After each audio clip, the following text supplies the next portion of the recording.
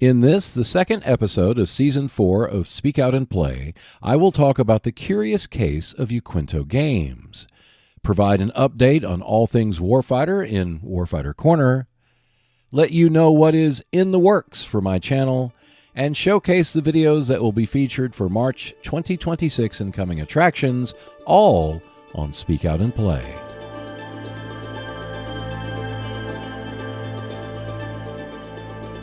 Hello and welcome to Speak Out and Play. Thank you for being here.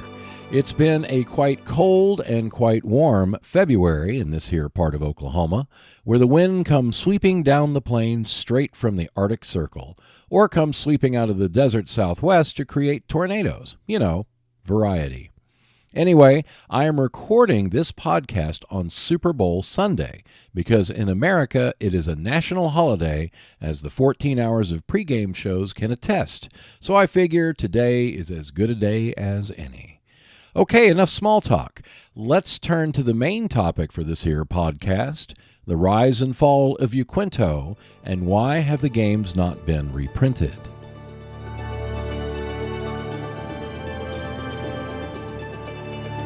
The golden age of wargaming, or print wargaming as I like to call it, began in the late 1960s with the establishment of SPI, Simulation Publications Incorporated. Along with Avalon Hill, both companies dominated the wargame market during its meteoric rise, which peaked in 1980 before interest in wargaming, along with the sales, fell sharply. With SPI going out of business in 1983 and Avalon Hill managing to make it to 1998 before being bought by Hasbro, and while many regard the era as mainly Avalon Hill and SPI, there were several other wargame companies that sold plenty of games during that time. Of those companies, Yaquinto was arguably the most prominent, despite only being in existence for a total of 5 years. The company produced around 50 games, mostly war games, and had a strong impact on the wargaming market. Founded in March 1979, Yaquinto Publications was based out of Dallas, Texas, a game publishing arm of the Robert Yaquinto Printing Company. Two experienced wargame designers, Steve Peak and S. Craig Taylor, were hired to create a wargame company which used the printing resources of Yaquinto Publications to produce their games, a setup quite like Avalon Hill. Because it was backed by a printing company, Yaquinto had certain advantages and were able to experiment with their components. The two most prominent aspects of Yaquinto games which set them apart from the competition began with the extra-thick cardboard counters. They tended to be a bit larger and thus easier to handle compared to the thinner half-inch counters of their competition. But the standout feature that many of their games were packaged in is what is known as the album game format, basically a double-sided LP record album containing many of their games. The outside of the record album showcased the cover and information on the backside to advertise the game. On the inside was the map or display where the game would be played. Rules and play aids were stored inside the album itself, along with the components in early releases. However, Yaquinto quickly widened the spine of the album to a full inch, which allowed for two rectangular storage boxes to be housed inside the cover. This innovative use of a record album cover was both eye-catching and lowered production cost, as maps did not have to be produced separately. During its short run, Yaquinto featured many distinctive war games, which included the Ironclads and its sequel, the Thin Red Line, Wings, Commando Actions, and some games that I currently own, which include Swashbuckler and its sequel Adventurer, Close Assault, which was the forerunner of Avalon Hill's Firepower, French Foreign Legion, and my favorite, as many viewers of my channel knows, Attack of the Mutants. In addition to war games, Yaquinto also dipped its toe into the role-playing market with releases such as Time Ship and Man, Myth, and Magic. Although both efforts were not as successful as their wargame counterparts. Still, the company did okay in the wargame market and continued to produce new, innovative games along with more traditional approaches. But almost as soon as it began, around 1979, the doors of the company closed in 1983. Now, there is no single reason why the company closed after such a short time, but the main reason is the same one that affected all wargame companies at that time. The introduction of personal computers caused a major shift not only in the gaming community, but in the printing industry as well. It's not that people dropped their war games and grabbed personal computers so much as the flow of new people coming into the hobby dropped below the rate of wargamers who were leaving the hobby. In other words, the turnover rate that is present in all hobbies and interests had shifted considerably overnight. From 1969 to 1980, more people were coming into wargaming than those that were leaving. By the following year, far fewer people were coming in, even as the same number of wargamers were getting out. When combined with decent but hardly spectacular sales numbers even during its peak, and the inability to stretch into areas beyond wargaming, Yaquinto shut down its gaming operations in 1983, at virtually the same time that SPI closed. Today, wargaming is experiencing another rise in interest, and many games from Avalon Hill and SPI have been reprinted by other companies. From War and Peace and Diplomacy by Avalon Hill to the Blue and Gray Deluxe set by Decision Games, which you've seen a video on right here, which comes out from the SPI original. But what about Yaquinto? And why has only one game been reprinted in all this time? I wish there was one clear answer as to why games by Yaquinto have not been reprinted, although that statement is not entirely accurate. In 1993, Excalibur Games reprinted Wings, World War I plane-to-plane combat 1916 to 1918. It was really the second edition of the Yaquinto original, and not surprisingly, it is out of print as well. What is known is that the games were acquired by Cartamonte at some point, which is a manufacturer of games and playing cards. However, unlike Avalon Hill or SPI, which either had the company themselves in the ownership of the games or the rights reverting to their designers, allowing for the games to be reprinted, the rights of ownership for the games by Yaquinto are far less clear. Without straightforward contracts, who owns the publishing rights of each game is in dispute. Now, this isn't an active dispute, but rather that there is no clear means of publishing without the risk of being sued by the company, the designer, or the estate of the designer through their heirs. To put it another way, why risk going ahead to publish a Yaquinto game when a lawsuit may come from an unexpected source? The administrative conundrum is arguably not the biggest reason, because wargaming, even at its peak, was more of a niche in the gaming industry. It's arguably not worth the money to reprint when profit margins may not make it justifiable from a financial standpoint. Even some of the more popular wargames of the era from Avalon Hill and SPI remain unpublished today because the money and effort to do so would not be rewarded by enough sales. Another factor is that many of the Yaquinto games were produced in the unique album format, which was, back then, inexpensive to produce because of the availability of LPs, and with many blank album covers that could be used, is now a hindrance because such packaging is now more expensive to produce. Sure, you could, make an album cover again, but how many album covers are out there? Of course, you could reprint Swashbuckler or French Foreign Legion, for example, with paper or mounted maps and all the components inside a box, but that might affect interest, as some wargamers would like to have a faithful reproduction of the game. From a modern publishing standpoint, it's also easier to produce variations of popular titles, which avoids copyright infringement.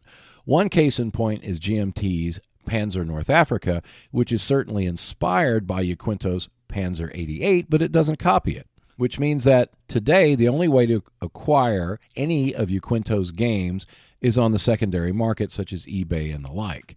While most of their lineup is available at fairly cheap prices, such as Beachhead, which is a game that I own but I've yet to figure out, others go for substantially higher prices, such as Panzer 88 and French Foreign Legion. So, with little hope of any Yaquinto game seeing the light of reprinting anytime soon, I can say that I have covered a few games of theirs on my channel and plan to do at least one more.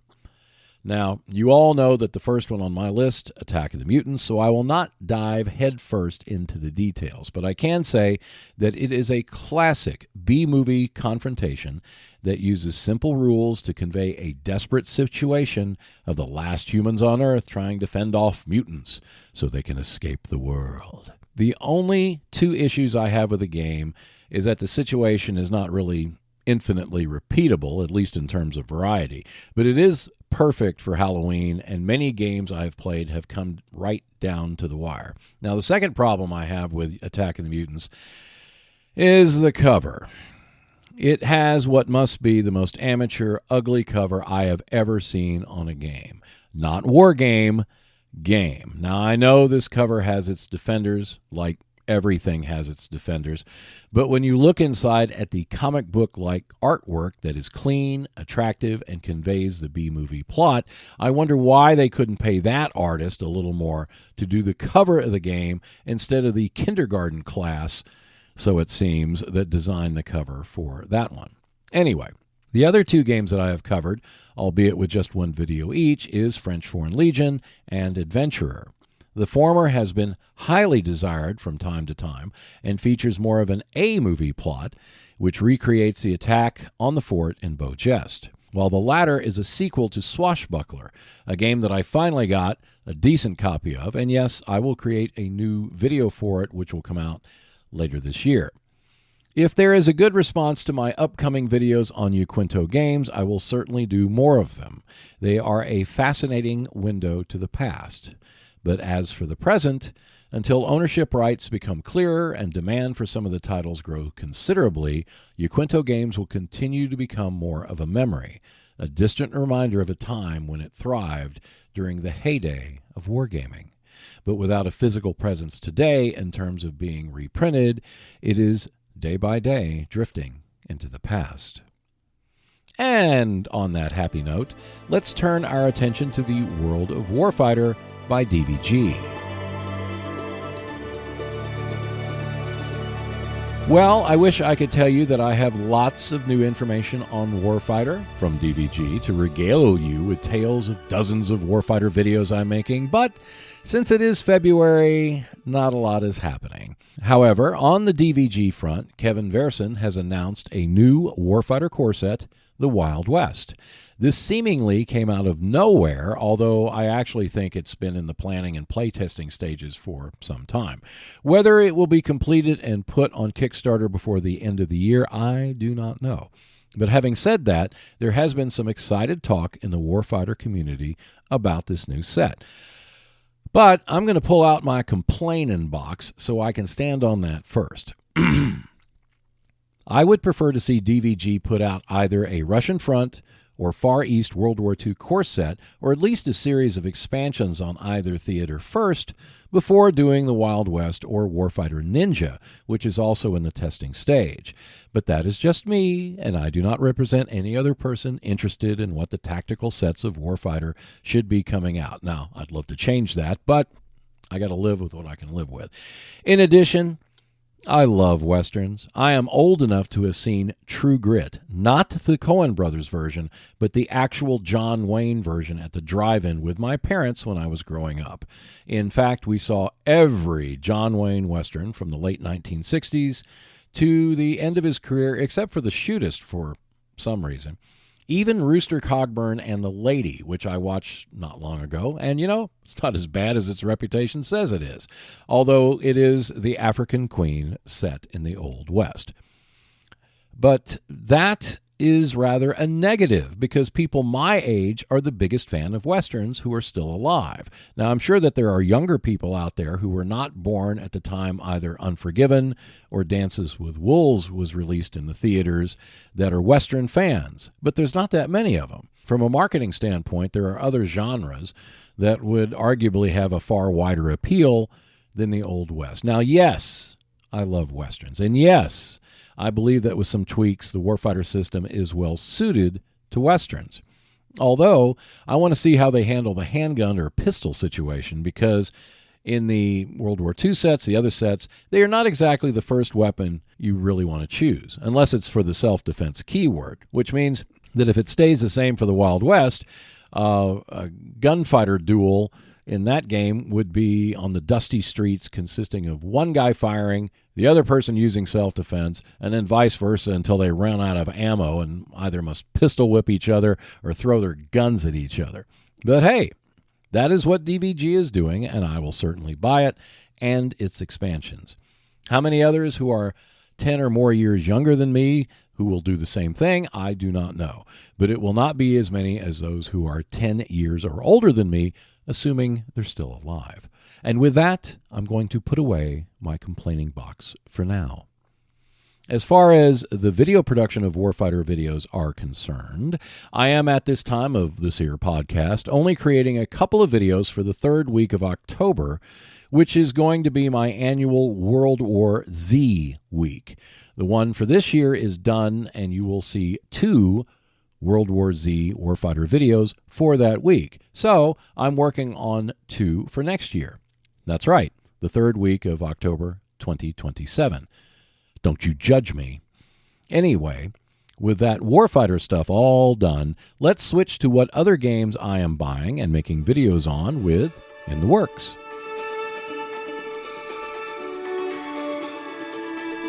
Let's start this segment with the new games that I have purchased since the last podcast. None. Let me repeat that in case I was not clear. I have not purchased any new games since the last podcast. Okay, let's move to what games I'm making videos about. I am making one video that will cover all 3 games of the Heroic Stand series by DVG, and that video will be released in the fall. Now, I've already made a video on Thermopylae, so most of the new video that I'm making will be focused on the Alamo and Rorke's Drift. DVG are retiring the games, which means that once all the new copies are sold, they're not going to be printing them again, and so that's kind of the impetus for me to produce a video that covers the series. In addition, I am making another personal essay video. The one this month seemed to go over pretty well, and that will be released in the fall as well. And with that, the completion of that particular video will mean I will have completed all the videos for 2026, save for the podcasts, which are produced about a week, or in this case, a couple of weeks before they are released on audio and then video like this one. Although I have ended my main video production effort until the fall, unless a new game comes out that I want to cover, I have focused more attention on out-of-print games that I want to highlight on my channel. The advantage of creating videos for out-of-print games is rather obvious. There are not going to be any new additions, and interest in such games will only vary slightly for the most part over time, which means that a video that I produce today can be published next month, next year, or even further away, and it'll be just as relevant. Not only that, I have several out-of-print games which I've yet to do any videos on, and it makes it a lot easier, quicker, and frankly a lot less expensive to produce videos on them rather than going out and buying a bunch of new games. And while many may not thank me for that, my wallet will thank me for that. So with that in mind, I have 2 out-of-print games which are getting multiple videos. Now, one of them, as you might have guessed, is Swashbuckler, which I mentioned earlier. It is a game of man-to-man combat and daring do set in the 17th century. Now, you play a pirate or tandem of pirates or musketeers to sword fight your opponent. And it's a great game because you can recreate classic Errol Flynn swashbucklers like Captain Blood or the Seahawk by swinging your mighty crew from one stubby vessel to your opponent's stubby vessel, or battle it out in the tavern. It uses written rules and an impulse movement system, which is not as complicated as it sounds. Unlike Gunslinger, where you must sort through the cards, you just write down the initials of the orders along with the required rest periods to go at it quickly and easily. Now, the game is really good, and it has arguably maybe the best reputation of the Yaquinto Games, although that's just my opinion. Now, it is true that simultaneously written orders do feel rather outdated, and it doesn't make the game very well suited for solitaire play. However, if you have a gaming buddy, playing it is rather simple and quick to execute.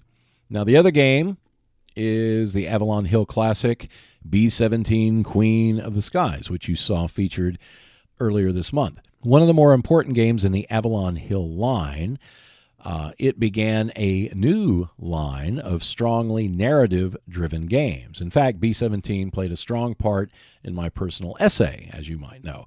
But I will dedicate a complete video to the game mechanics itself, along with a couple of optional rules videos that you will see later on. Basically, if you're not that familiar with B-17, in the game, you're not really much in control of the mission as you are along for the ride. A solitaire game, you essentially roll the dice to see what happens from takeoff through the bombing mission and then the landing, assuming you make it that far. Although there have been numerous successors that are still in print, B-17 has maintained a strong following and is a popular tournament favorite at the annual World Board Game Championships, or WBC, every year. And with that, let's turn our attention to the videos that will be published for next month, March 2026, on the Seek Out and Play YouTube channel with coming attractions. For the first week of March 2026, Seek Out and Play presents The Three Faces of Dune, a video that covers the original Avalon Hill game, the current Gale Force 9 effort, and a 4-player version that is also produced by Gale Force 9. The video covers the components, how to play each game, and is designed to help you choose which version of Dune is best for your gaming group. For the second week of March 2026, Seek Out and Play presents Warfighter Week. The first video focuses on the World War II expansion number 70, Africa Corps. The video presents the cards so you can make the best informed decision about whether this expansion is right for you. The second video explains how the basic missions work in Warfighter. For those new to Warfighter, this video is designed to teach the standard, escape, and raid missions so you can add some variety to your Warfighter games.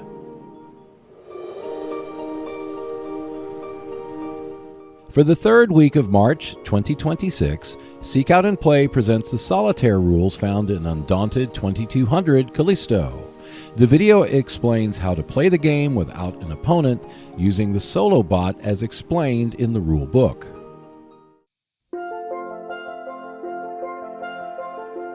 Check out more videos when you subscribe to the Seek Out and Play YouTube channel. In addition, there is a monthly Speak Out and Play podcast, which you can find on Buzzsprout and Spotify. For just $2 per month, you can support the channel by becoming a Patreon member and see the videos and podcast 48 to 72 hours in advance. At least one new video is released every week on the Seek Out and Play YouTube channel, so I will see you next Wednesday.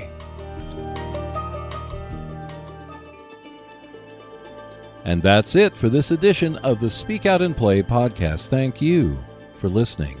Each audio edition of the Speak Out and Play podcast is released on the last Friday before the last Wednesday of each month on Buzzsprout, Apple, Spotify, and more. A video version is released on the Seek Out and Play YouTube channel on the last Wednesday of each month. Speak Out and Play is a monthly podcast from the Seek Out and Play YouTube channel. Every episode, I talk about wargaming, historical board gaming, the Warfighter series by DVG, games that I have purchased and producing videos for, and the coming attractions of videos that will appear on the following month on the Seek Out and Play YouTube channel.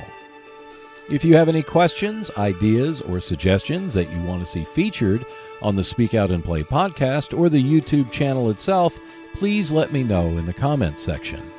At least one new video is released every week on the Seek Out and Play YouTube channel, so I will see you next Wednesday. And if you see Sally, bring her all the way home.